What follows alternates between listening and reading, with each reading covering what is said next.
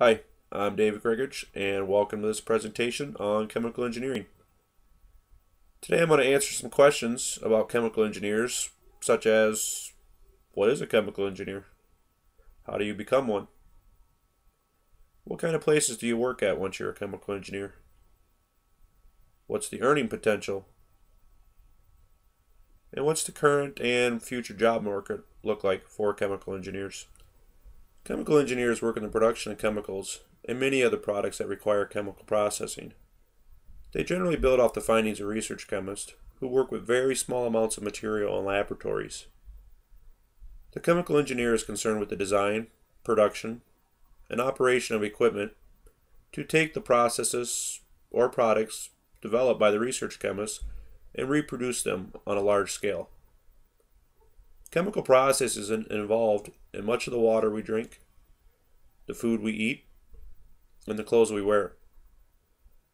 The chemical engineer develops the processes, designs the equipment and the plants that makes it possible to bring these products to the market. Most chemical engineers work in office buildings, laboratories, and many industries that produce chemicals and electronic equipment. Others may work at a construction site, oil and gas exploration site, where they monitor and direct daily operations, or they may be needed to solve on-site problems. Most chemical engineers work a 40-hour standard week, but with many jobs, deadlines or design standards may require them to work an additional hours. So what kind of training do we need to become a chemical engineer? Well, virtually all chemical engineer jobs require completion of a chemical engineering degree. This degree is going to take you 4 to 5 years to obtain. The curriculum will start to specialize in your field of study around your second year. This is after you have completed your advanced math, chemistry, and physics classes. Once you obtain a position as a chemical engineer, though, you must be willing to continually learn throughout your career. The advancements in engineering technology will require you to do this. We've gone over the educational requirements, working conditions, and job description for a chemical engineer. Now let's move on to a couple graphs to cover salaries, job outlook, and demand. The chart we see here comes to us from www.payscale.com, covering the top 10 college majors that lead to high salaries. As we can see from the chart, engineering dominates the field, with chemical engineering coming in second. Chemical engineers usually rank first or second on starting salaries for engineers with a bachelor's degree. The starting median pay for a chemical engineer is $64,500, while after 15 years experience, a chemical engineer can expect to make $109,000. Now this doesn't hold true everywhere we live, so let's take a look at the next chart to see what we can expect to make depending on our area. Okay, what we have here is the latest data from the United States Bureau of Labor and Statistics that shows us the annual mean wage of chemical engineers by area.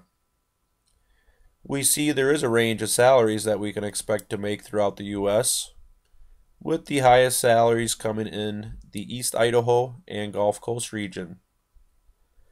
These regions are very rich in oil and natural gas, which require petroleum engineers. If we recall from our last chart, petroleum engineers are the highest paid engineers, so we would expect to see salaries higher in these regions.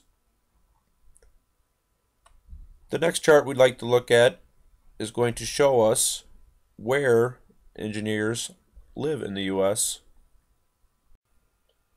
Our last chart here, which is also supplied from the United States Bureau of Labor and Statistics, shows us the location quotient of chemical engineers by area. The largest concentration for chemical engineers is in Texas and Louisiana along the Gulf Coast.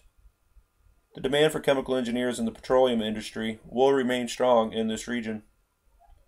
East Idaho and Wyoming petroleum and natural gas industries are driving demand for chemical engineers as well. Both have employment levels 3 times the national average. So, can we expect these kind of numbers to continue? Well, as a whole, chemical engineering is actually expected to lose about 2% of positions by 2018. Chemical manufacturing is anticipated to decline over the next decade as part of the general decline in the United States manufacturing output. However, the service sectors are expected to increase their hiring of chemical engineers significantly as the U.S. economy becomes ever more knowledge based. As large numbers of chemical engineers retire over the coming decade, the loss in overall positions may be matched up with the shortage of qualified job applicants, making the seemingly weak job market actually look quite robust. So, is chemical engineering right for you? Well, only you're going to be able to decide that. I hope the information I've shared today has been useful, and I wish you the best of luck in your future endeavors. Thank you.